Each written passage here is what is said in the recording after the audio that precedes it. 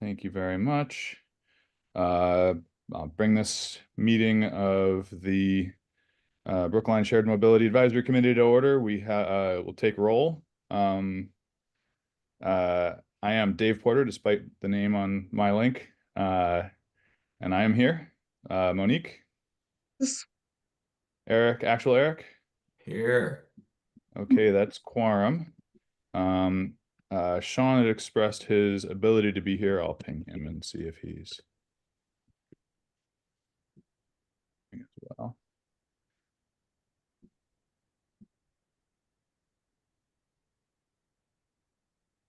And let me pull up the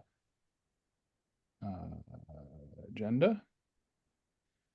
Step one, can we do a quick vote on meetings from the previous minutes from the previous meeting? Monique and Eric, have you had sufficient opportunity to review them to your satisfaction? All right. Anyone want a motion to vote? I motion move to vote. Seconded. All right. All in favor of approving the minutes? Eric? Aye. Monique? Aye. Chair votes aye. Right. Does Betsy get a vote? Is Betsy on? Yeah. Hey, Oh, He's great. the other Eric. Oh my God, the third Eric know. Stone. I'm working on coming on as myself, but hi. Betsy's joined us. Yay. Thank you so much. And let me just pull up the agenda as well, and then we'll be ready to go.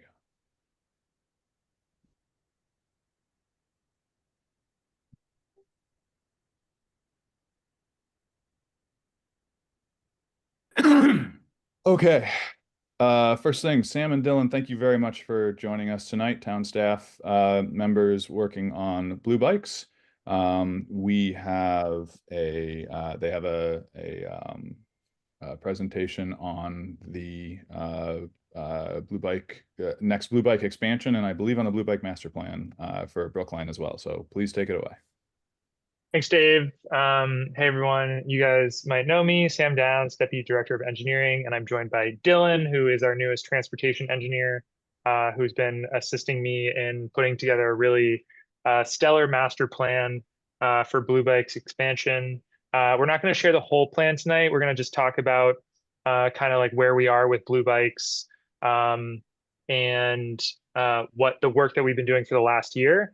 Before I dive too far into it, Representative Vitola, is there anything you wanted to say before listening to hear about Blue Bikes updates?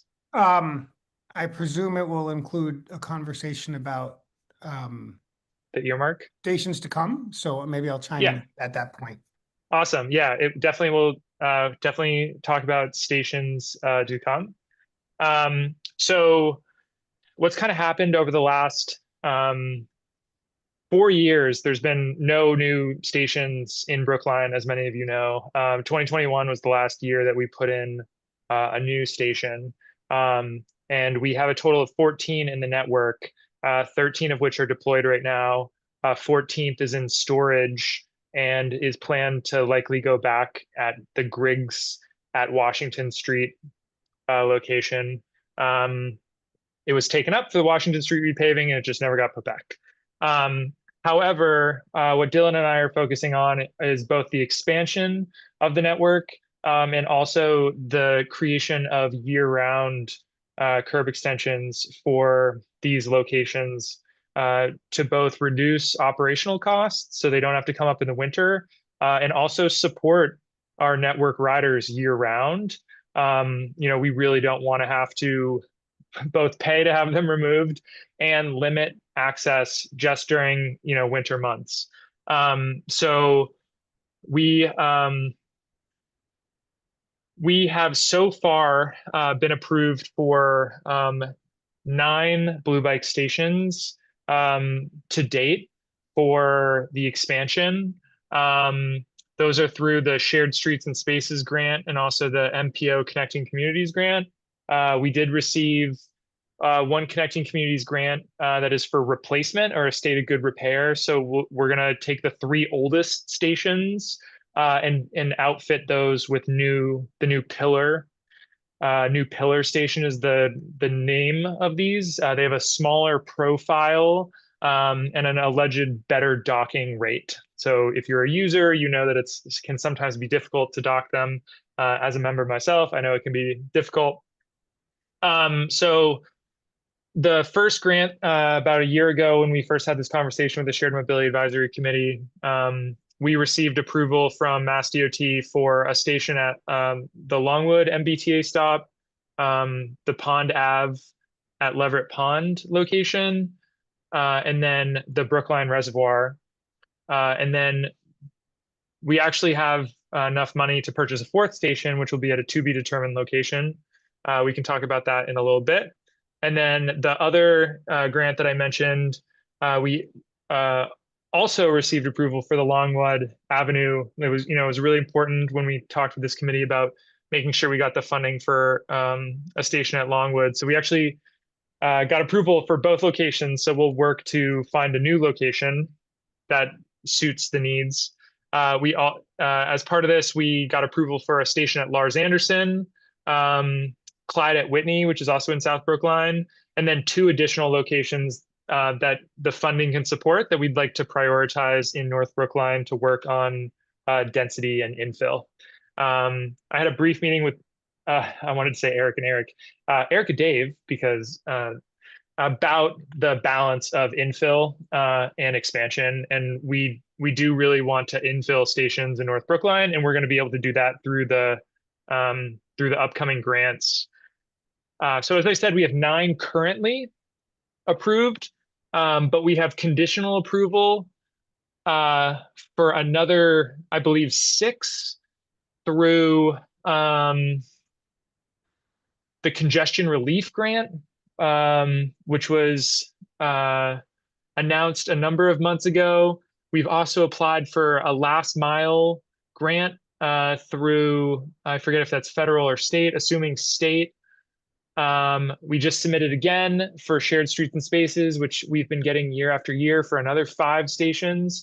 So it's possible that in 2026, we're going to have, we have at least 9 stations to deploy, but we could have up to 15 stations to deploy in 2026.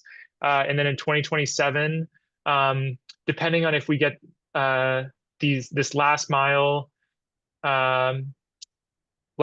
connecting communities and shared streets and spaces, we could have additional 15 next year. So that would be a total of 27 stations. And so we, like Dylan, who's been helping spearhead this effort, we can't even come up with detailed plans for 27 stations, just in terms of timing and stuff. However, Dylan, if you could share the map, we have put together a high level draft of where we would like to see Blue Bikes expand to, and that is balancing the infill or densification of North Brookline. This gives you an idea of what our current network looks like, the 14 stations, the asterisk being on the Griggs Road at Washington Street that will be going back. And then, so what Dylan has here is our tentative plan for wanting to prioritize making the connections between MBTA routes and the Blue Bikes network. We've all been subjected to the Green Line shutdowns or other shutdowns of the MBTA, and it's very apparent that the ridership data, Blue Bikes are an essential part of microtransit in Greater Boston. And you can see that, there are a lot of MBTA riders in Brookline. It's a really essential service for us. And when that service is down, Blue Bike usage spikes. But at the same time, the Blue Bikes network accounts for over 100,000 trips a year. It has had very linear growth over the last 4 years, rising from the upper 80,000s in 2019, 2020, and has only grown to up, I believe it's 115,000 trips or something were taken in 2024 or 2022. Maybe we were on pace in 2025. I forget, but it's around 115,000 trips in a year. And so that's a lot. That's a lot of mobility and equitable access for people who don't have cars or don't want to walk or just want to get to the state house to swear in, the new mayor. Like whatever your need is, like the blue bikes are always there. So this is a draft of the locations and the annual rollout that we're proposing. This is obviously all subject to change. Dylan, if you wouldn't mind like zooming in a little bit closer just on the North Brookline. So you can see how we're really trying to increase the density of stations. These locations, like a general rule of thumb that Lyft, the manager of Blue Bikes, relays to us is to try to aim for a half-mile radius between stations. It doesn't always work out perfectly. And we also want to balance like the stress of the network and the instances when stations are either too full or too empty, or completely full or completely empty. Sam, to clarify, is that Yeah. a maximum of a half mile or a minimum? They say a maximum of a quarter mile. So like you can always have them closer, but their ideal would be to have them spread out, a quarter mile or less from each other, to create that redundancy. So when a user does get to a station that's full or empty, they have a manageable walk to find another. So so we definitely are in certain situations here above a quarter mile. But we're also thinking about like high density housing. We're also thinking about points of interest. After a meeting with Representative Vitolo, he pointed out very, succinctly that, we need these stations where people live, and, they need to be able to get from where they live to where they need to go. And I've actually been working, this last semester, I worked with a business professor at Boston University to create, they have a program at BU called Metro Bridge, which is explicitly for connecting students with municipalities to create like real world projects. So they're not just like doing some sort of arbitrary exercise. And so the students, which I haven't been able to review all the reports, they just got to me over the weekend. But each student was assigned one station in Brookline to use like this, a regression analysis to like predict times when the station is like either completely full or completely empty, and help us try to understand like where a nearby station could be placed to help alleviate like that stress. And like, sizing of that station. Is the station undersized, oversized, like, or does it need to be upgraded and a new station nearby, like all those different combinations. So, I'll wrap this up in a second. But as you, Before you move on to the next slide, I expected one at Washington and Park in 2028. The table suggested that, and I wonder if that star was omitted from this map. So I still think Washington and Park is a good location. Just last week, I pivoted that location to Marionette Park, and that's because I'm currently overseeing some safety improvements at that intersection where we'll be building curb extensions at Marionette Park. And if by just extending the curb extension by an additional like 30 feet, we'll be able to like very easily fit a year-round station at Marionette Park. So I don't disagree that Washington at Park would still be a good location for a station. It's just yeah. So the slides you showed two earlier showed Marionette Park in 2026 and Washington Park in 2028. Okay, so we will add update that one or the star. other. Yeah. We still agree that one would be good there. Just the star is missing. So thank you for flagging that. Obviously still trying to figure out how it could fit in with the Washington Street project, and the potential need to place that station like on Park Street, versus on Washington where, parking is very sensitive. For what it's worth, my analysis that I ran concurrently as a private citizen also likes that spot. Mhm. So I think it's a great spot, especially when you consider like the future of that road. totally. But right, So- timing and coordinating with the project I get it. Right, but a side street is a perfect opportunity, and something that I didn't mention yet, but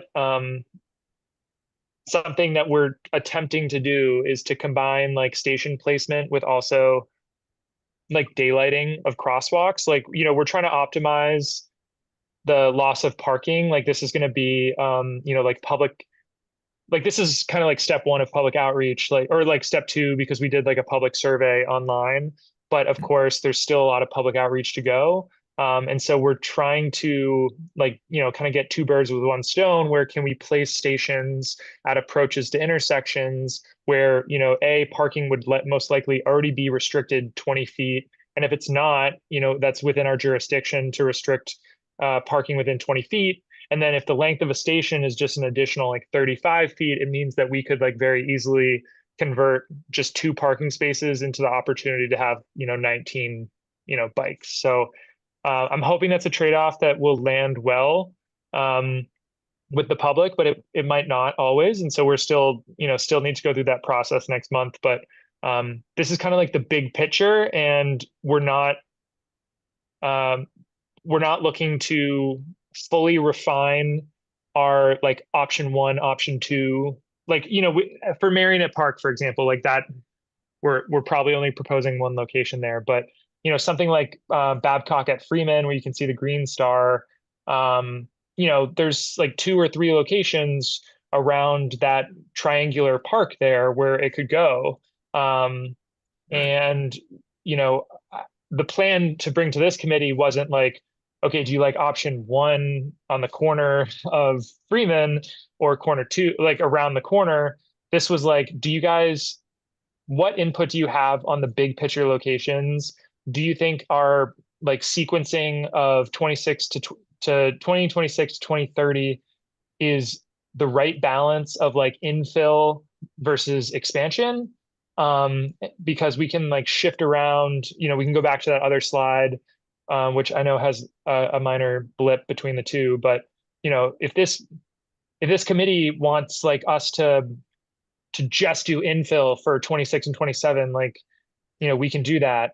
Albeit we like, the grants, we have set locations in the grant. So like in 2026, like there will be expansion and infill, but for the grants moving forward, when MAPC comes to us and says, hey, you have 8 stations that you have to put in next year, the purpose of this plan is that for the T-board to go through the public process, with a public meeting in February, and then come to the T-board in March or April and get a blanket approval for all 20 of these stations. So that way, when it's time to roll these out in the next like 2 to 3 to 4 years, we don't have to keep going back and back and back to transportation board. So I want to know what this committee's goals are for, basically 2027, 2028, because 2026 is pretty set in terms of like, we need to update just like some of those stations that I said about like what we have approval for now. But each of those 2 grants has a total of 3 stations that have like not been identified yet, because we have funding, like the stations cost less than we had quoted. And so like we have the flexibility for this committee to, dictate what those next 3 are in 2026. And lastly, I can't not mention the earmark that Representative Vitolo secured for the town for $100,000. So thank you very much, Representative Vitolo. That's a great help to us. And there's of course a million different ways to spend $100,000. But we are most certainly, appreciate any input you have. That earmark, as you wrote it, gives us flexibility to construct, curb extensions, which is currently the shortfall. We currently have a lot of equipment. We don't currently have a lot of curb extension money. We still, of course, would like to purchase a station with that earmark. But at the same time, we're also thinking that the remaining money could be really essential for creating year-round stations for some of these North Brookline, new stations. So, And So, am I yeah, saying so- a quiet part loud when I say that we can that the way that grants are worded to allow us to sort of to do things like curb extensions with some money and not others, we can place new, we can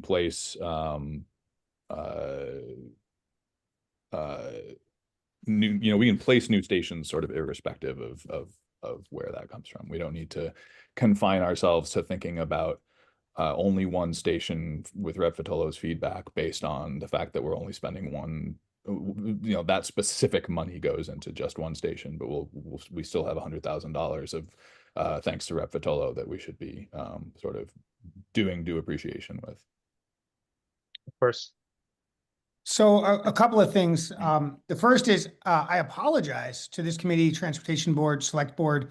The earmark came before I got around to asking if it was a good idea.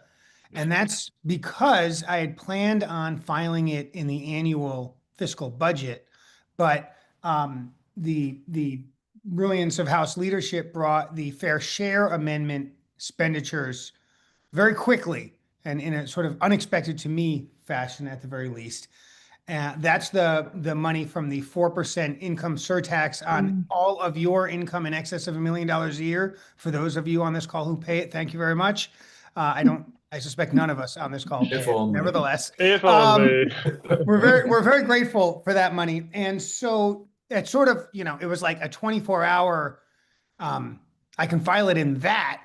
I may as well go ahead. I actually didn't expect to get it. I just wanted to soften up the Chair of Ways and Means to get it in the annual budget. But he and the rest of my colleagues thought it was a good idea. So far be it from me to say no. So that's sort of the story of that 100,000. It is, you should work with Melissa Goff and procurement and others to make sure that you comply with the timing of the spend. The state comptroller is all but happy to take the money back if it's not spent in a timely fashion. So please make sure you do that. It would be a big bummer if we gave $1 of that $100,000 back, no less. I promise you I will not give $1 back. I think I looked at the contract. I think we have till the end of this calendar year. So we've got 12 months and I'm not worried about meeting that. Yeah. I'm happy to give you input, but I'm grateful that you're interested in it. I will remind you that it is not in any way my decision. It is the decision of the town. And that's really important. I would ask that at the very least, you spend the $100,000 in the Norfolk 15th district. Of course. So you can find a map online. That's not strictly necessary, but all 160 members of the House fight for earmarks for our districts. And while I am happy to do something for all of Brookline and include other parts of Brookline in that, in the event that we're spending money on a specific location, it would be appreciative if that was in the Norfolk 15th. I'm grateful for the support of my colleagues, but they got earmarks for their district. I got earmarks for mine. Whether or not it makes sense to pick up one station or two, or to include the procurement of some additional e-bikes or not. My thinking initially was 100,000 was good for 2 stations, plus some e-bikes, plus some site work. But if there's a different permutation that makes more sense, that's up to you folks to figure out. Thank you very much, Tommy. Really appreciate it. And next time, I promise I'll ask first. No, it was a very welcome surprise. We will never turn down money to expand the Blue Bikes network.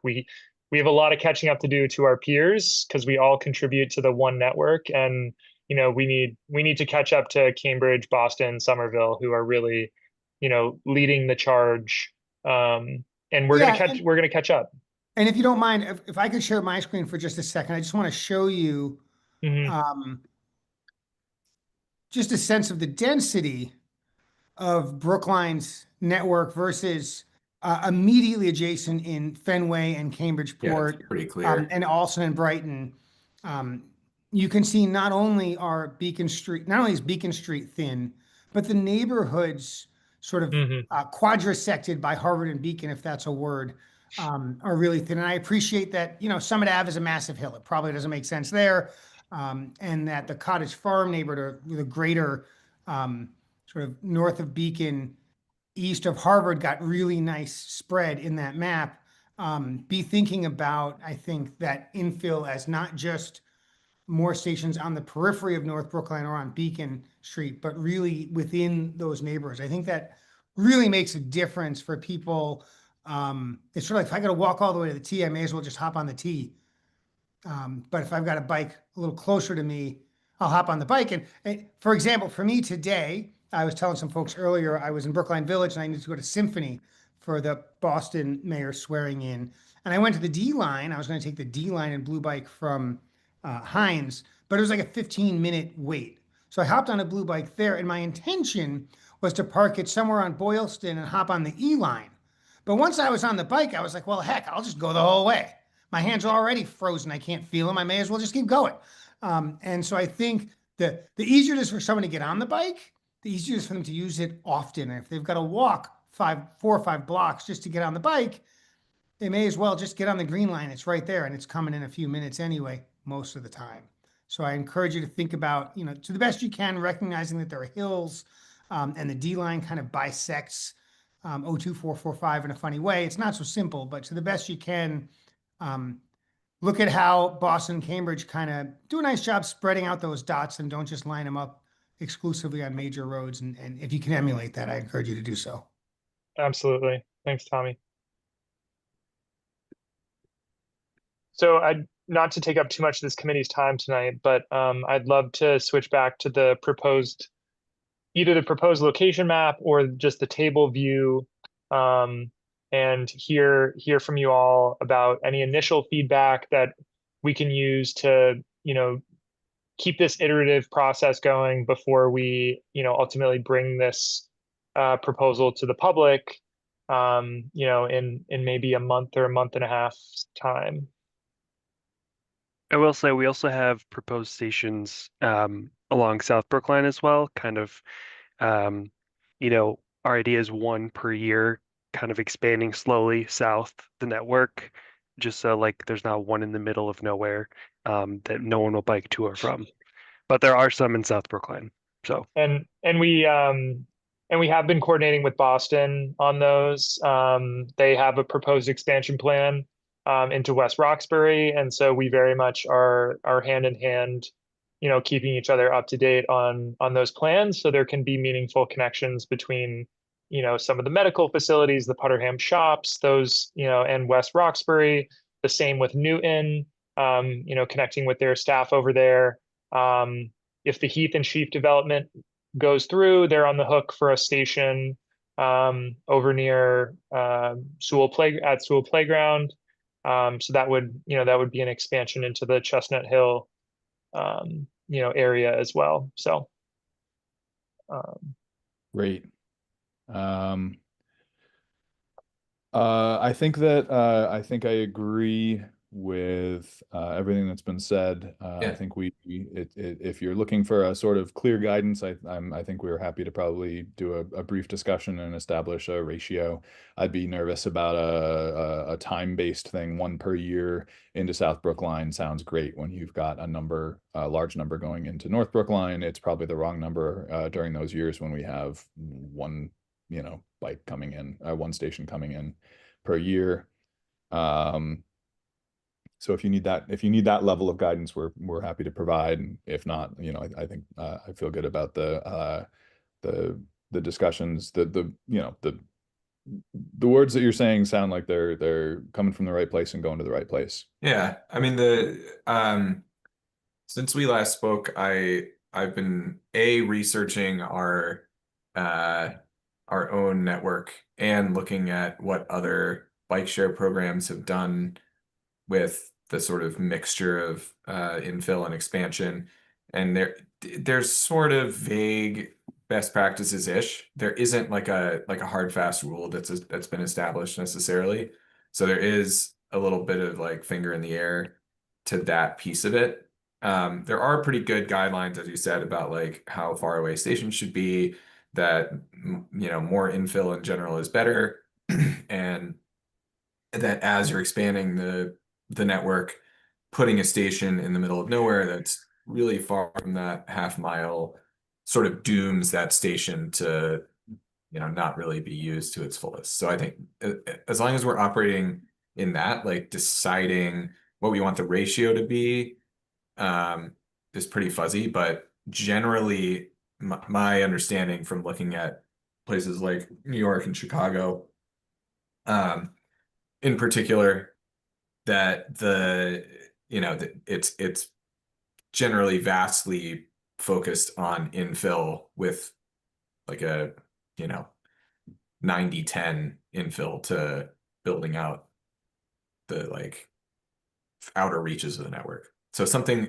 in that range I think is consistent, probably fits Brookline's footprint, and I think this map, if you look at it in the context that Rep. Vitolo showed of where the Boston adjacent stations are, that really helps inform our expansion plan, right? Like you don't, yeah, the one that's the trickiest maybe for me, and then I'll stop pontificating, is this reservoir one, which was a very popular request in the community survey, but is sort of, it's borderline off on its own orphan station there. So I think that's maybe the most interesting conundrum that I see. It also fits, there is some density there, and it's popular with the community. So it hit 2 check marks on my little algorithm that I made up as well. So, but yeah, other than that, I like the plan. I like the ratio you guys are presenting here. Forgive me, Eric. What if the reservoir one was on the exact opposite side of the reservoir? Right. Does that change how you feel about it at all? And for what it's worth, that's where the bike racks Yeah. already are. Well, maybe they're at both places, but they're definitely down there. I'm thinking about the new zoning that's very nearby for the workforce housing. It just seems like there might be more density over there. I don't know about access or how comfortable people are bicycling on those roads at all. I'm just Yeah. Actually, I'm looking at my own analysis again, and that spot at Lee and Dudley didn't actually make my personal final cut, and the recommended spot was more towards like Kennard and Cushing, Walnut area, which is more consistent with that density. So yeah, I think that probably does make more sense, and then it makes it does feel like the reservoir is getting some coverage there, and it probably increases the chances that station gets used. So I think that probably makes sense. I agree. I think that a year and a half ago when we first had this conversation about our like wish list of like locations, I would say that we like aired too cautiously on the side of like equity in terms of like not like almost 1-to-1 between like infill and expansion. And so as I said, one of the grants has 2 more openings, but of the 3 stations we were already awarded, like Lars and Clyde at Whitney, like those are 2 expansion and only 1 infill. And so there's very much a world where I can go back to this grant program and say, hey, thank you for this award. Would you consider allowing us to like relocate these stations to better meet the needs of our community? We're already going to have to anyways for one, because we got Longwood twice. So we're already going to have the conversation of, hey, we actually got approval for this through a different grant program. Yeah. So if the direction here is a 4-to-1, a 5-to-1, a 6-to-1 or greater ratio, of infill to expansion, then I would, I just want confirmation of that. And then we can, in a matter of a few emails back and forth, probably get approval for 2026, to prioritize the infill. Because, I want to see, I'm biased. I live in Coolidge Corner. I want to be able to walk out my door and not have to look at the map and see that all 4 stations near my house are empty. Those are like the, Marion, Coolidge Corner, FRR, and the gas station are like empty so often, Yeah. And so Agree. I very biasly want more stations here, so, but it's not just me, it's right. It's indicative of the demand, and the stress on the network. So, if the demand and so if the network demand and the community outreach are sort of converging on moving from say the reservoir to one of those other locations, then that's something that I feel comfortable with. Okay. Monique, Yeah, I got my hand up because I couldn't get a word in edgewise. I'm so sorry. One of my questions is, are there e-bikes in tricycle mode? Rather than just, I'm thinking of seniors who are still riding bikes, but would like the ability of those tricycles so they can go grocery shopping with them. I love those. I have one of those for bringing my kids to school. I don't think that the Blue Bike system does that. Sam, can you speak to that? it unfortunately only has the front loading basket with the strap. Yeah. It does have a strap, but it's not, obviously not for a lot of groceries are going to fit. Yeah, okay.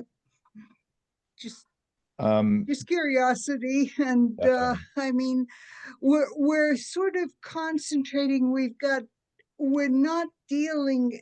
I guess this is my COA member, and part is that in some sense we're not doing shared mobility for seniors as part of all of this discussion.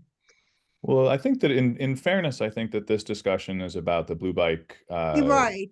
situation, and I Right. certainly I see Yeah. I see seniors as a key audience and a key ally in the sort of overall shared mobility thing. Yeah. Overall shared mobility story.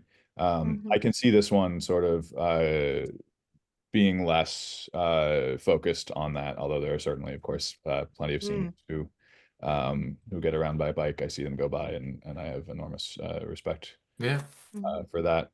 In looking at some of these other programs, I did actually note some municipalities have experimented with rolling out trikes as part of their bike shares. Boston's not among them. But basically there's been limited success. They're harder to transport around, which is like a big part of rebalancing. And the adoption of them was much lower than the 2-wheel bikes. But it is theoretically feasible and something we could ask the Blue Bikes folks about if we wanted to. What you got, Rep. Patolo? So I was going to say, Monique, I think you raise an important point, and this doesn't address all of it, but my comments might address a few little bits of it. Firstly, the Blue Bikes themselves have incredibly low centers of gravity and gearing, which makes them far easier to ride for folks with less strength than traditional bicycles. Also, the e-bikes, the pedal assist, are really helpful for older adults and others whose muscle density just isn't what it used to be to kind of get up the hill. So both of those things are soft helps for seniors. It's not the end all be all. The other thing I would add, recognizing that I'm talking about a street with incredible parking challenges, a station on Winchester near the senior center would also alleviate some of the FRR pressure, while also bringing stations a little bit off of Harvard as close to, the hill associated with Summit Ave as possible without going up it. So the hard part there is the curb space there is at a very high premium. But at least it might be something to think about. A station not too far from the senior center. Remember, not only do some seniors ride bicycles, but there are other people who use the senior center or work at the senior center who might ride bicycles. So you might sort of check a few boxes with that as well. Something to consider. Seconded. And thank you very much, Tommy. Rep Vitolo, pardon me, for that input. Sam, can we sort of express or how officially would you like us to express a preference for something in the direction of FRR and the senior center? I think you don't have to officially do it. I'll work with Dylan. We can certainly add one in. I'm already thinking of a spot. I live on Wellman, so right around the corner is like a really giant condominium on Winchester, and they, for some reason, get like a 50-foot no parking area, which I've never understood. And I don't know if that's going to be the winning solution here, but like you could very much take that whole no parking area and put in a blue bike station. But I have a feeling that might not work. But we'll explore how we can propose a station there. While we're on the subject of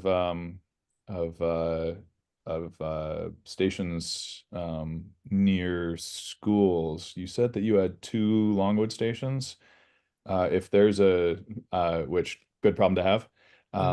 There's a degree to which moving things sort of close to where they were approved for is easier. The Lawrence School is over there, and my opinion is that every elementary school should come with a station. That one's checking a bunch of boxes. That one's in the middle of some dense neighborhoods. Certainly on the Longwood Ave side. Yeah. Right. Yeah.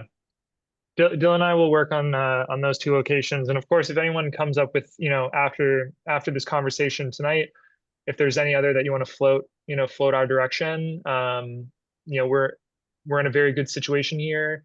It's going to be a very, very fast process once it starts. And we're just hoping that this plan will hopefully last us more than 2 years, but it might not. So, it just depends on how rapid this whole thing goes with all the different grants that are in circulation. So, I don't think anything formal is needed. I've very much heard the feedback. I think I'm going to contact just one of the grant programs to try to get some of those stations reallocated to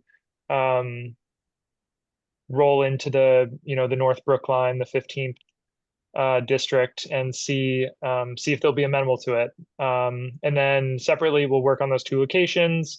And I think that the committee should, or not should, but would hopefully consider writing, just a strong letter of support to the transportation board when it comes time to present the master plan. As I said, our next step is going to the public. Dylan is working on the option 1, option 2, option 3 for each star here. So you can understand how much work that is that Dylan's putting into this, is, having to come up with more than one option for most all locations. And our hope is that we would get, further refine the location through the public process. We're going to be notifying direct abutters to all proposed locations. So if you are, more than a couple houses away, you're probably not going to hear about it, but we have to draw the line somewhere in terms of public outreach. But we will be advertising this February meeting in the town administrator newsletter. We will share the date, of course, with this committee. We'll send it around the town meeting member listserv. We're going to try to, scream far and wide about this public meeting in February. It's probably going to be the very end of February, to be honest. And depending on how that goes, I've already spoken with Chairperson Kane about how this goes to the transportation board. And so if all goes well in February, fingers crossed, who we could be at them in March, more likely probably April. But we've already put our first orders in for stations, and they're not arriving till May anyway. So we have a little bit of time here. But I'd just like to say thank you to the committee for your input. Representative Vitolo, thank you for the earmark and for your input. You all know how to reach me. You have my email, you have my phone. So please don't hesitate to reach out with any follow-up questions or further recommendations for this plan, because it's not a perfect process, but a big thanks to Dylan for working on this with me. I send him a note probably every day when I have a little brain dump of like, oh, it would be better if we did this, So he's got 100 emails from me on that. So anything else from the committee before I go have dinner? Well, thank you, Dylan, for your service. Yeah, Yeah. this is amazing. Getting all of these amenities for Brookline gratis is the best, because ain't nobody else want to pay for them. So thank you so much for, the brain damage on all of those grant applications and being good at it. Yeah, no kidding. We're going to benefit substantially from it. Thank you very much. Absolutely. Happy to do it for the town. Any more questions, thoughts, concerns from the committee members before? No, I think we are happy to draft a letter supporting the plan once it's finalized. I think the only hazy question I have is if we need, maybe I'll leave it to your discretion, Dave, to like adopt a formal ratio of infill to expansion. Or Sam, if you guys don't need that from us, then I'm happy with where we're at. Sam, if you'd Yeah. prefer that, let us know. I was going to ask about the prioritization of these things, but it sounds like with all these grants floating around that like that's not such an urgent thing. We're not actually going to be waiting until 2029 to get some of these stations. So Mhm. I optimistically think that's very true, that we will not be waiting till 2029 for a lot of these. We did just try to prioritize, connections to transit, and points of interest. But yeah, it's true. We're probably not going to wait till 2029. It does, the formal ratio might not need to be formalized, but maybe depending on when you guys host your next meeting, or yeah, maybe at your next meeting, once we've finalized it, maybe like an adoption, like a formal adoption vote of the plan would be a great supporter. I would say it just needs to happen before the transportation board. It doesn't need to happen before the public meeting. Let us know once you have your once you have it. Do you have an ETA on when that'll be ready? Well, we need to have it before the public meeting, so it would need to be by the end of February. So if you guys end up holding a March meeting or an early April meeting, either one would work for the timeline. Great. Yes, we will absolutely vote on that plan once you have it for us to vote on. Awesome. And you guys will see in the draft plan that we do show 25% geographic expansion, 75% infill, so like 3-to-1 or 4-to-1. So that's obviously just a draft. So if we hear from you and we hear from the public that we want to, shift into a different gear, we can certainly do that. But we're looking for that direction and what you guys think. We'll play with the numbers. Thanks. Yes, indeed. I want to hopefully it doesn't need saying too loudly that the ratio should be irrespective of earmarks being brought in. We appreciate those coming in from their sources, from the sources that they come in from, and that should be considered sort of separately. We do. Great. Okay. It sounds like we actually don't have anything to vote on tonight, which is fine. Sam, thank you. Sam and Dylan, thank you both very much. Repatolo, thank you for coming by as well for this. Everyone is welcome to stick around for the rest of it, but I think this concludes the Blue Bikes portion of the meeting. Thank you all. I will not end the meeting. Dylan, Thank can you you. I appreciate that a reassign lot. Dave as the host? Yes, I will. Yeah. I was just going to ask about that. I don't want to accidentally close the meting. Yeah, just hit reassign and then leave. is it going to reassign to both Erics?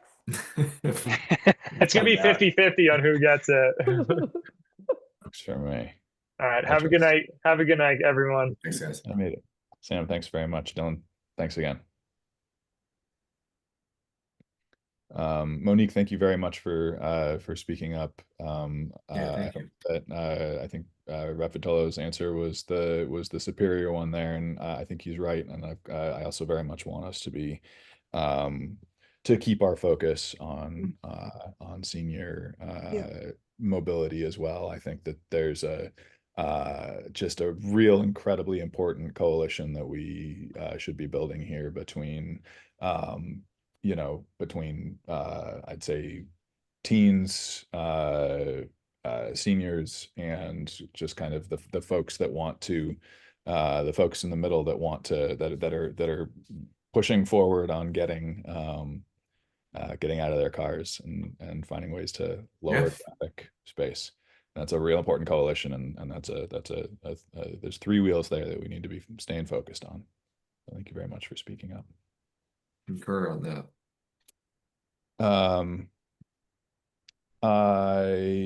Let's see, let me pivot back to the agenda. Any more comments from anyone, Bitsy, Monique, especially prior to moving on from Blue Bikes? Great. Okay. I'm just really excited to see all Yeah. these new things coming in. It's It- a little smidgen of good news is very welcome. We will grasp at it desperately. Especially some of them. I was like, oh, I don't want to wait that long to get that one. But then they're like, oh, we're going to speed it up. Like, great. Good job. Yeah. Yeah, it's going from drought to a lot happening, I think, pretty quickly, which we'll see. I will be very excited. The blue bikes are one of those things that's turning out to be like it's seemingly a win across all interests, right? They're not cluttering up the sidewalks in the way that scooters did. They are being adopted when they're installed. They reduce congestion notably, and people like using them. And businesses like having them near where they exist. I mean, it's like Yeah. I don't know. They're sort of magical in hitting all of this very hard to navigate Mhm. transportation discussion. So Yes, indeed. let's do it. Let's do it. Let's go. Okay. Next up, we have an update on the MBTA automated cameras efforts. Yeah. There are two sort of parallel tracks that the state law that was passed recently provides for. One is automated ticketing of folks parked in bus lanes by buses. Those are cameras on buses. We have a limited set of updates on that. And then a second set, a sort of separate thing that the law provides for, which is that it allows municipalities to decide to set up and operate cameras stationed at bus stations. So those are the two totally separate. Those are our vectors. Those are our two vectors. The first one, the most recent information that we have from the MBTA on the automated camera is on buses. They are looking to roll that out this year. That is delayed from last year. I hope that it ships this year. They're looking to roll it out on a pilot program on 2 Silver Line routes, neither of which are anywhere near Brookline. And no information at this time about sort of subsequent steps. We hope that kind of gathers speed rapidly, because I think it's a great thing for, everyone loves to catch a scofflaw. And so that'll be, I think, a really important thing. I hope that they go as quickly as they can. And I hope that Brookline routes begin to benefit at some point. Eric, do you want to speak to anything else on that vector or anything at all on the other vector?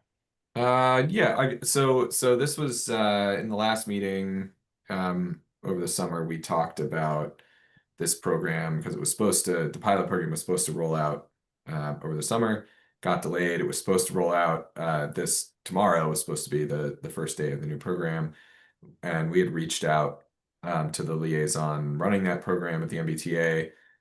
They've been chatting with us over email and are eager to come share the early data that they get and attend a meeting. They suggested March would be a better time frame, given that, again, they've delayed the rollout of the Silverline program. I think to recall the motivation on the second vector, which is potentially installing cameras on bus stops in Brookline. I don't know, I was kind of hopeful that the MBTA had interpreted the state law as giving them some permission to like create guidance or a framework or a program for municipalities to like easily do whatever.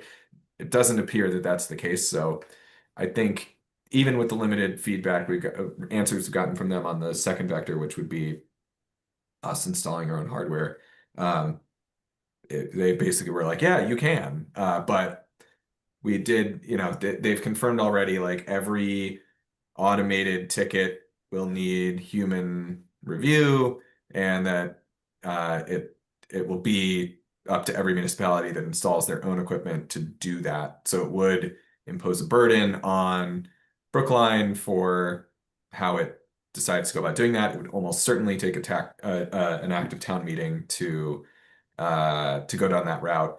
So you know, I think that's that becomes like, hey, I could raise my hand to have a preliminary discussion with some transportation-minded folks on what such a warrant article could look like, and try to gauge the complexity of that. Yeah. I Well, I mean, personally think it's worth after exploring, but I think after the flock camera thing, right, people are going to be even more ready to push back on having cameras. So yeah. Right. So that's a good point. One of the questions I did push on the MBTA folks was the equity question, and you know, what footage are they storing permanently, if any?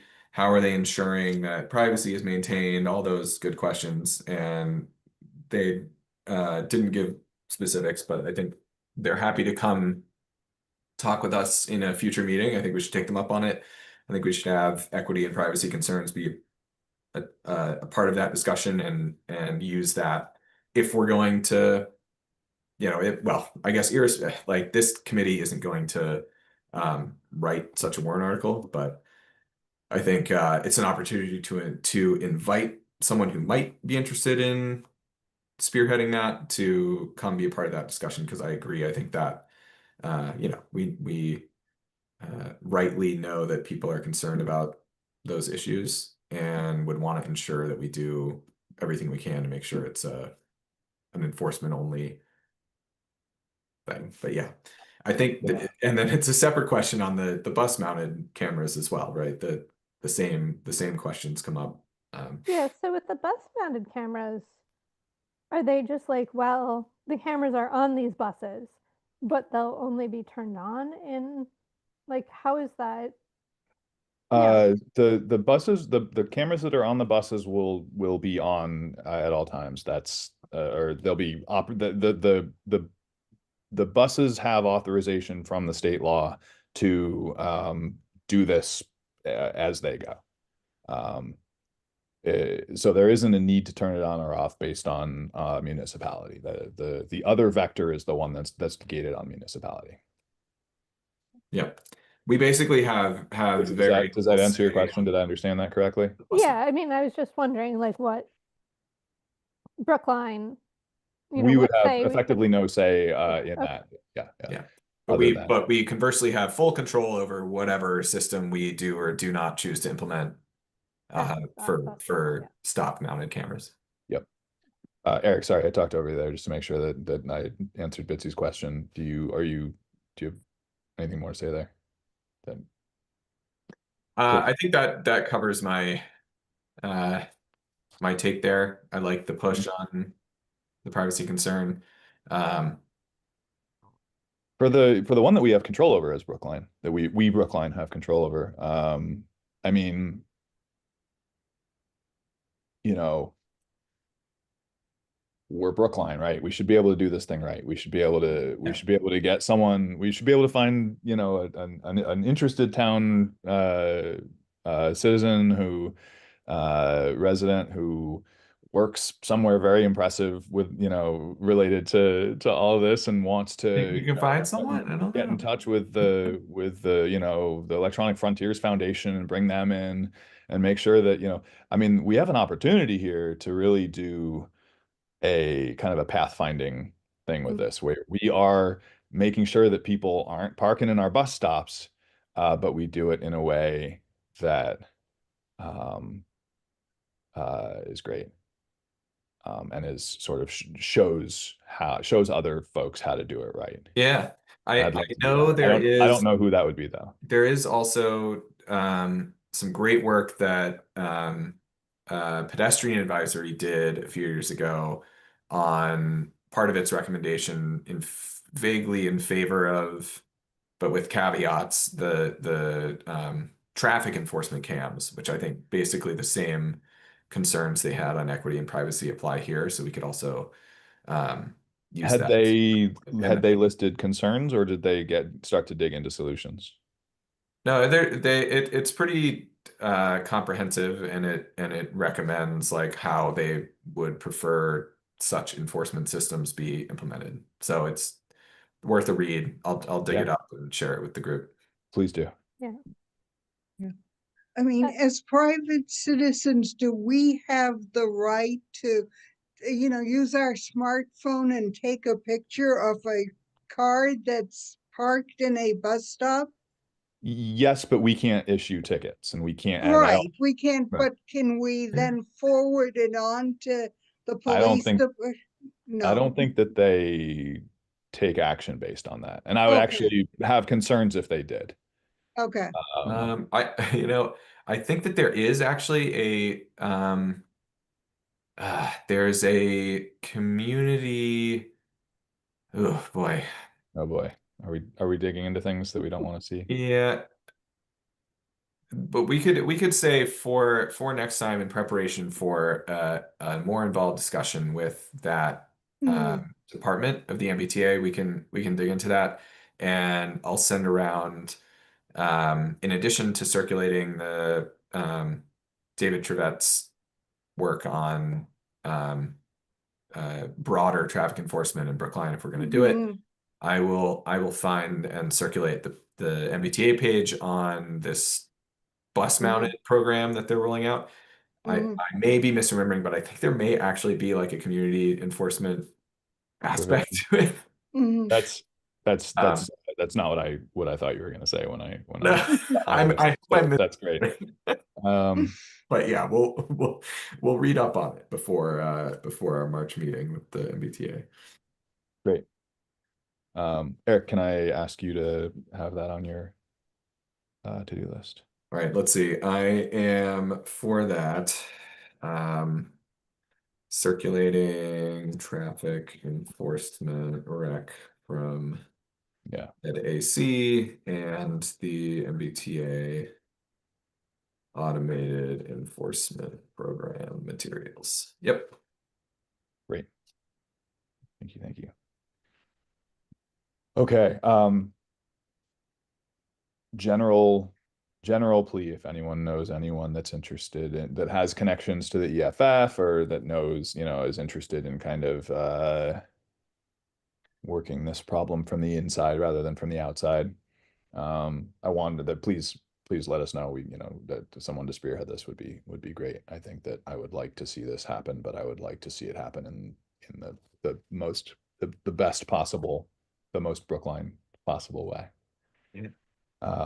I saw, you know, I wandered around the EFF website one time, and all of their literature, as far as I could tell, was about preventing this thing from being done the wrong way. I sure would love to hear what they think about what the right way to do it is.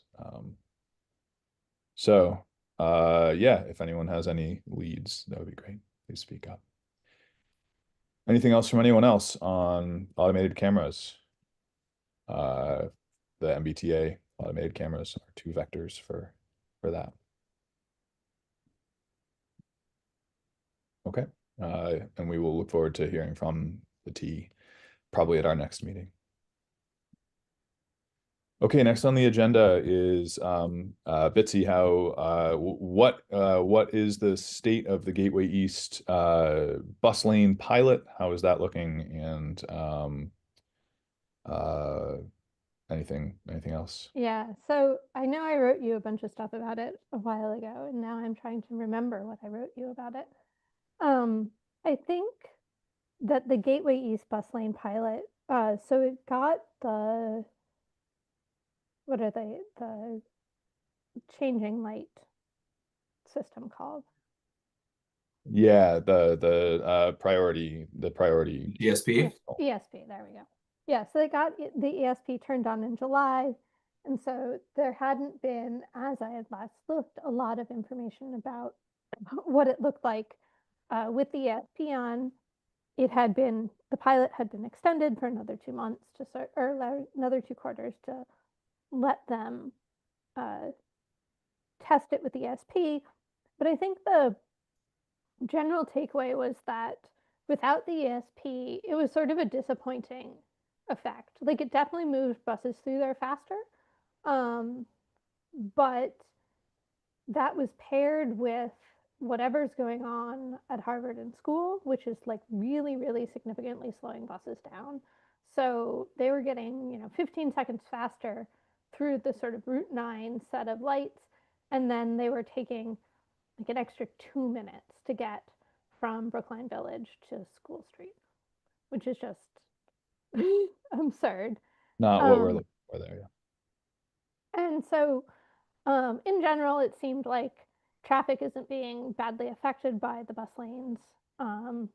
It's all moving through there at the same volume and sort of delays that it had been, which I think people don't necessarily perceive because the delays are mostly caused by stopping and starting at the lights. And so it's just a matter of like whether you clear out the light during one cycle or not. And they are clearing it at one cycle or not, even if they're sitting there longer. But yeah, there's hope that maybe we can get some better gains with the ESP, and a big question about what is going on as buses are coming into Brookline Village and going up towards School Street. I know that the T-Board authorized, I think, another 6 months on the pilot. The T came and asked for another year since the signal priority stuff just got, right, didn't work out of the gate the way that it had been expected to. T came asking for a year. The T-Board has approved 6 months, so we'll get the additional 6 months of information, and hopefully they can make good information based on that. Yeah, and I'll be excited to see their next quarterly update, because yeah, the last I looked, there was not a full quarter with the ESP on. So. There's also been there was also a some extra chewing up of traffic going on there, I believe, with in the mornings with the firehouse doing some work, some pull out and back in work. My understanding from anecdotally is that they've restricted that to the that was causing a significant amount of backup at a really unfortunate time. They, I believe, again anecdotally, have started restricting that to the sidewalk and bike lane, which is less, and so that's good. And I think it's gotten, again, anecdotally, I think it's gotten considerably better, but we'll see once, we'll see when they deliver the new round of information. Yeah, although I would expect that the firehouse has always been doing that, right? That's not. It may be that it, I'm not clear if that's the case. I would expect that too, but it became an issue. It either started up or became an issue, more so. Maybe just there was more focus on it. But my understanding is that it had contributed to the issue in a meaningful way. Again, Yeah, this is and anecdotal. the other thing I reflected on, because I was sort of looking through the public comments on these bus lanes, is that the people who use Route 9 are not people who think the 66 bus is useful, right? So if you're using Route 9 to commute to and from Longwood or further in, you're just like intersecting the 66 bus for this little period of time. And you're like, what is this bus? Why is this important? You know, you have no experience with it. And so, not that car drivers aren't always really angry, but they're particularly angry because they don't recognize that the 66 moves 11,000 people through there every day. I think it's definitely worth highlighting that 11,000 people a day are coming through that that Just on the intersection, and that 66. bus, and Yeah. that helps a lot to keep those people out of cars, right? To help keep folks to help Yeah. keep that space clear I for. was gonna say, if it's saving 2 minutes on delays, was that the correct read on No, data? so it's saving about 15 seconds in 15 that, seconds. Yeah. that region. I just mean in terms of overall the utility of the bus to folks, and I see. Yeah, yeah. and people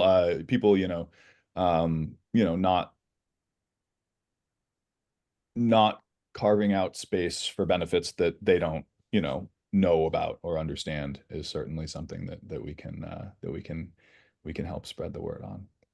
And so I hope that this process includes some of that 11,000 person figure is real impressive. And actually I didn't know that myself, so thank you, Bitsy. Yeah. So in contrast, it is about 20,000 cars through that section of Route 9 a day. Mhm. So, you know, it doesn't dwarf the number of people who are moving by cars, but it's a third of the people just on the 66 bus. So Mm-hmm. Yes, indeed.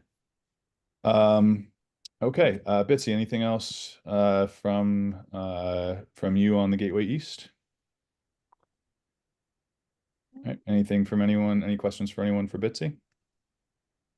We do have a member of the public, it seems. So if there's anyone who wants to comment or ask a question as well. Thank you. Thank you for noticing. No, I don't have anything to add to this conversation right now, but I'm interested in it. Thank you. Great. Thank you so much for coming. I'm sorry I was late. I couldn't get to the computer until now, but it was interesting. Thank you. It's all good. Okay, Eric, next on the agenda is you have a couple of projects, the Sea Line, it's a couple of real closely related projects, the Sea Line accessibility upgrades that are coming through, and then the Bridle Path project, which is creeping towards actualization. Yeah, so at this point, the Sea Line accessibility upgrades and shared mobility's role therein, I think, has reached a point where we voiced our concerns and wrote a letter in support. The T-Board did take those into consideration, referenced them in the public meeting. Which one was it? I don't remember exactly which date, sorry. So they've taken our voice into consideration there and have arrived at a plan with the T.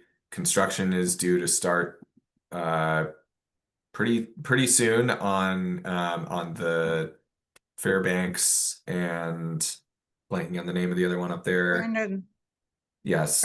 Brendan. Yeah, so those are going to happen first, and then they're getting final approval on the plans for the more towards Boston stations. But it's at the point where it's getting the tree committee the local residents approval, having another community meeting, I believe, and then select board has to approve the plan. But at this point, I think it's from my perspective, they've done a good job of taking all of the many competing interests to heart as best they can, trying to minimize dramatic tree removal, trying to preserve left turn lanes and parking spots and make it safer and add better crossing and consolidate in a way that makes sense, that doesn't remove too many stops. So I think that checks most of the boxes that we were concerned with. Consolidate without Is removing there, them. if there's anything at this point, my read is like, if we came in with additional feedback, it would be disruptive, if anything, and the process is happening. I don't think we should have feedback, but I'm wondering if this should impact our blue bike plans. I don't think this project impacts the blue bike plans. The only notable placement consideration would be in that Kent Street consolidation area, but there is a plan to add more blue bikes in that zone. And I know that Sam and Dylan are cognizant of that, and the bridle path plan, which I'll talk about in a second, and the complete streets plans that hopefully continue to ramp up. And they're generally very diligent about ensuring that we place stations where they're not going to be immediately removed by a project. So I think so. All right, so that's that on MBTA. I think at this point, that's Process run is its just course unless the select board for some reason decides not to approve the plan, which I don't foresee. I think we're good there. That's a nice segue into, unless anyone has any questions, I'll pause for like 5 seconds. I will segue into the bridle path discussion. So after a few years of we'll call it downtime, so there was a feasibility study shared townwide in 2020.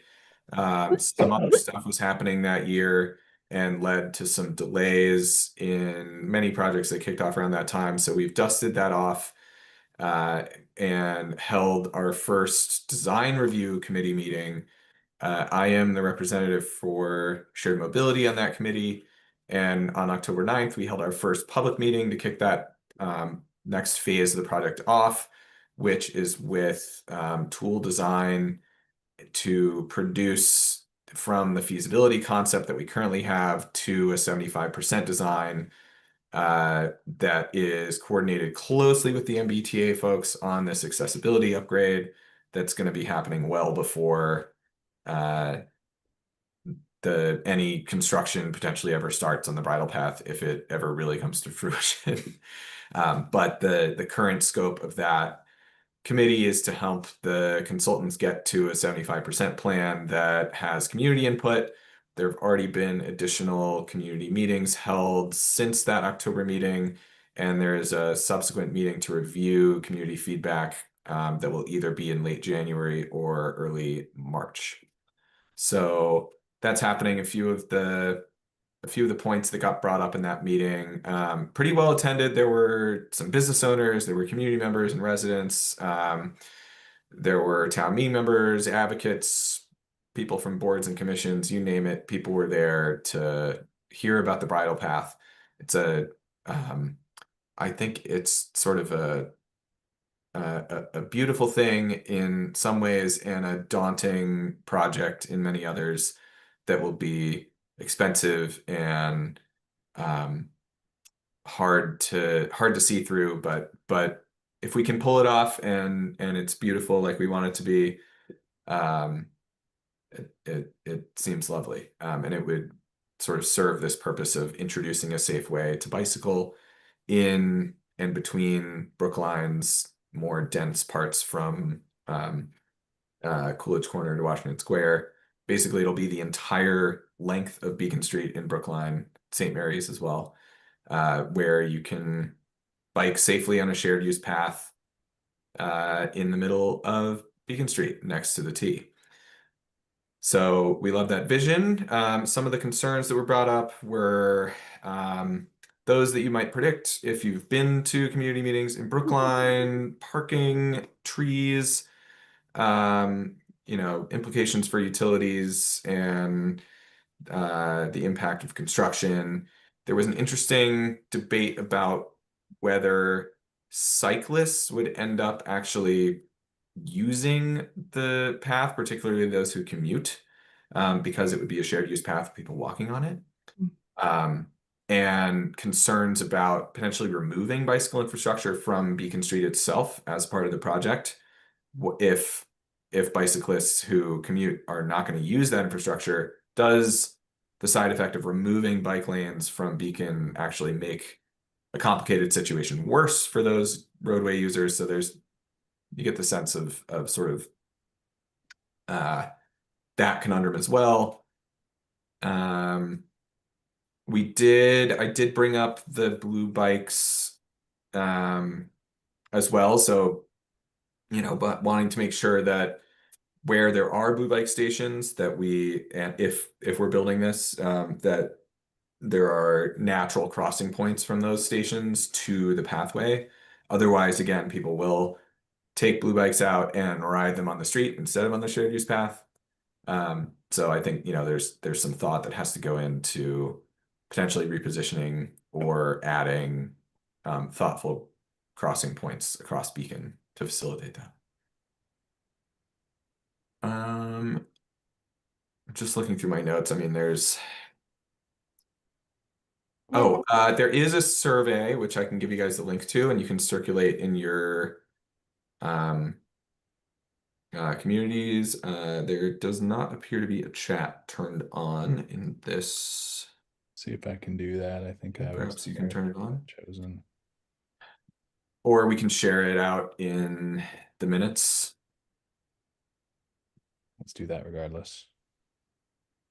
I think there's an impression from people who don't bike down Beacon Street that there's continuous bike lanes on Beacon Street. Right. There aren't. Well, there aren't. There sure aren't. Like I even had somebody be like, well, why aren't there bike lanes on this map that they drew in this part? I'm like, well, because there aren't bike lanes there. Yeah. Glad they Go ahead, Monique. The other problem we have, if we've got a shared pedestrian bike lane in the Bright Oak Path, is that there are real concerns by pedestrians because we've had pedestrians be hit by bikes on bike lane while trying to cross the street. So that's another thing to consider in this whole picture. Yeah, absolutely. That was a big part of the debate. Representative Vitola was there and brought up that point and expressed there are multiple perspectives there that are challenging, right? There's the potential danger to if you're really doing a shared use path, it's proposed to be narrower than the shared use path on the Muddy River, which already has its share of similar issues with pedestrian users and bicyclists.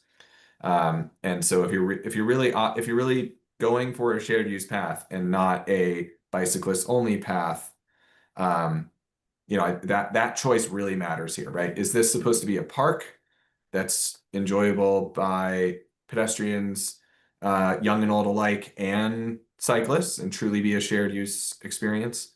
In which case you need to sign it very differently, design it so that bicyclists are cognizant of who the other users are, etc. Versus if it's truly a bike path that's off the main road, it's designed and signed thusly, right? So like that choice has to be made more overtly, is my sense. I don't think the consultants have quite voiced a firm enough stance there. They're sort of like, oh, it's fine, everyone can use it, but Yeah, the realities are maybe a little more challenging than that. If you've gone down Commonwealth Avenue between, the Public Garden and Kenmore, right, you have this sort of center running path, and then you have the bike lanes, and then you have the sidewalks, and like it's never been clear to sort of anyone like what the point of that center running path is. I think it was intended as like a promenade, right, back 150 years ago or whatever. But and it's not that people don't enjoy it, because they are out there enjoying it, but I think there seems to be a bit of confusion there. So Yeah. So I can definitely continue to ensure that that concern is brought to the fore in the ongoing discussions with the consultant. I don't know, I struggle personally with the what I think is a very well-meaning project that is sort of conceptually beautiful and the fruition of the original vision of Beacon Street itself, that Olmsted envisioned when he designed it. But I worry that it's a very expensive way to try to solve a problem that is not well articulated. Or And problems that aren't being well chosen between. right. So I think that's there's sort of a combination of like logistically, hey, let's get to a plan that could be sent out to contractors, and a question of, hey, philosophically, is this actually something we want to do? Is it serving the interests of the residents nearby, people who would actually use the path, cyclists who commute, and right, all the intersection of both of those user types. So that's I think that's I think, like, if you look at Olmsted's other designs, he very much understood like trains and people walking, and then he had this understanding of this other sort of slow moving, enjoying the park use, right. which is great, but the modern world has kind of blown past it. Right? Yeah, Like, he wasn't envisioning that there would need to be parking spaces all up and down it. He was also envisioning that there would be more space in the original plan for Beacon Street than there is today. yeah, but He also wasn't didn't even envision the T. Right. he wasn't even envisioning bicycles. Like, that's Yeah. even a higher speed thing than he was Yeah. envisioning, is modern bicycles, right? Like, Certainly not class 4 e-bikes. yeah, I mean, Right. but I think when cars first came out, they were limited, Right. speed limited at 8 miles an hour, right? And I can bike faster than that. If we could go Like, back to speed very- limiting vehicles to 8 miles an hour in the city, I would be all in. Someone just got a massive benefactor for the MFA just got mowed down and killed by a vehicle walking on the ComAv promenade. I mean, it is. Except that they think that was a homicide as It may well have been opposed a to homicide. an accident. Exactly.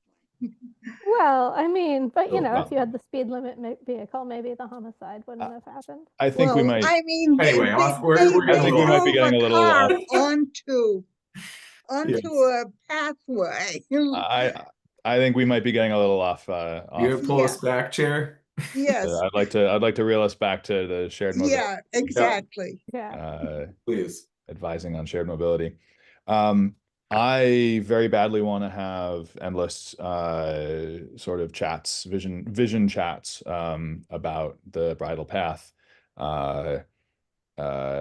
Eric, I appreciate you, actual Eric, I appreciate you spearheading shared mobility's presence on that committee. Please continue to keep us posted on how that's going. It sounds like it's going as you described. Fingers crossed for it. It is. And if you do want to come be a part of the vision discussion, that basically is what the design review committee is going through right now. Community feedback is going to be taken into consideration. I will continue to ensure that the combination of the T buses and the blue bikes are a part of that plan.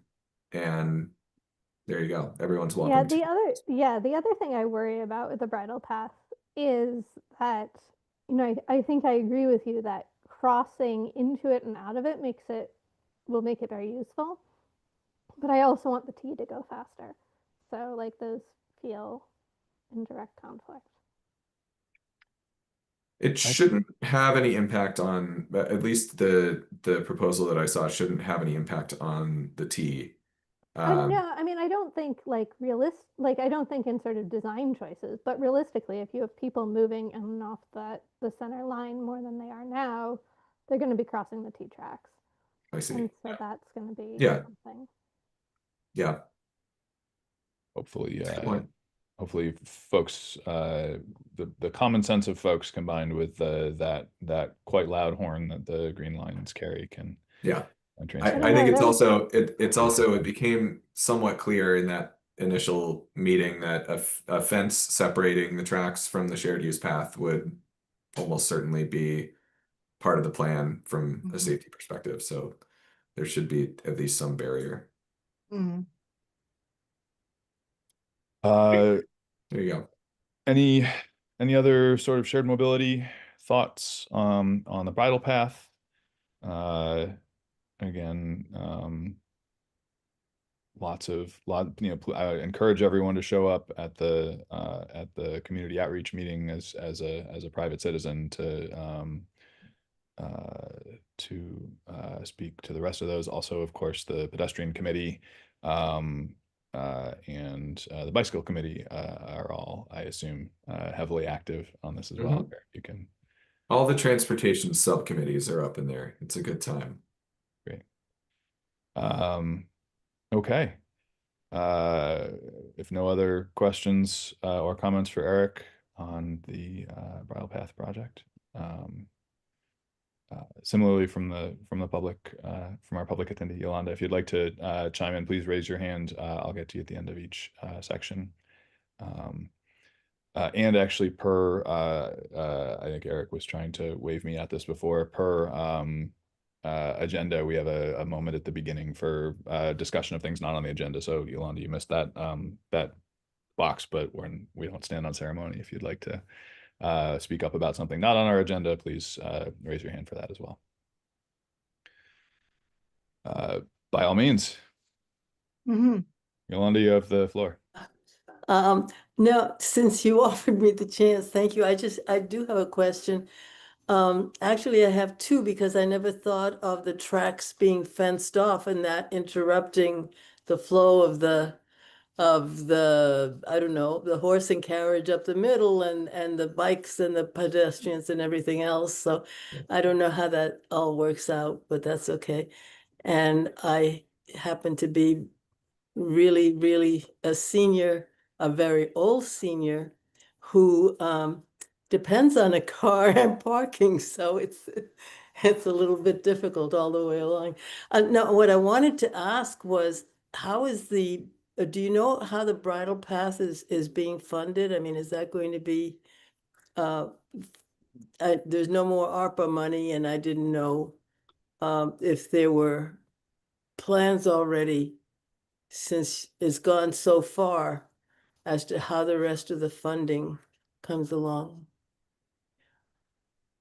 Yeah, that is a big question. There is funding already to cover the current consulting, and then Yeah. there would have to be a subsequent effort to obtain funds to actually do the construction once we have a plan. So And is it funded enough to do the design and the plan, that at depth, so that you've got all the plans and it's just a matter of Sounded- in the construction? Okay. Sorry, sounds like that's to the current plan is to get a 75% Yep. plan, which is the Oh, wow. in nomenclature. So they were funded through the end of the 75% plan. Then it's a subsequent effort to. Okay, that's good. Thank you. Didn't know that. Thank you very much. Thanks. I appreciate your comments. It's not the purview of our committee most of the time, but I do want to speak out in support of increased coverage of placard parking spaces. So it's parking spaces that are reserved That'd for be nice, yeah, for yeah. those. That's I do use those. Yeah. it's that's yeah. You have that's the placard, yeah. It God seems to bless me the that those are placard, I gotta tell you, especially on Winchester Street, it's very hard. I hope the yes. lights don't take away a parking space on Winchester. We have a lot of seniors who can't get to the senior center without a parking space. It's hard to I think park that around that there's area. well, anyway, thank you very much, Yolanda, for your Thank you for letting me in. I appreciate that. Yeah, Monique. noted on the placement of the stations. I think the Sam and Dylan are being extremely diligent about finding Oh, I'm sure you are. I'm placements sure that you are. don't Yeah. that don't interfere Yeah. with parking. Similar, if you look at the spot at near the FRR school, you can see an example of Yeah. how they found an area Yeah. that didn't I've seen some that are on sidewalks. I live near Right. Commonwealth Avenue end of Brookline, and by Babcock Street in Commonwealth, they have a big blue bike stand, and it's on the sidewalk actually there because it's a wide sidewalk. So Right. no, I know that a lot of intention goes into that and checking on that. All right. I'm gonna keep us on track and get us moving on to the next item. Monique, you have update from the senior center. Well, Anything you'd like on the we senior center? well, And the team said we don't really have an update because things are in a standstill right now. As it turns out, because the teen center is not a town agency. let me jump in and finish up the introduction, which is just to say that this is an update on a pilot collaboration between the teen center and the existing shuttle service provided for the Yeah. senior center. Yeah, Right. you know it. All right, Monique, go ahead. Okay, so basically, what we're looking at is we have some town meeting members who have said they think this may need a warrant article, at least for the financial piece of it. So I am not at all sure where we stand right now.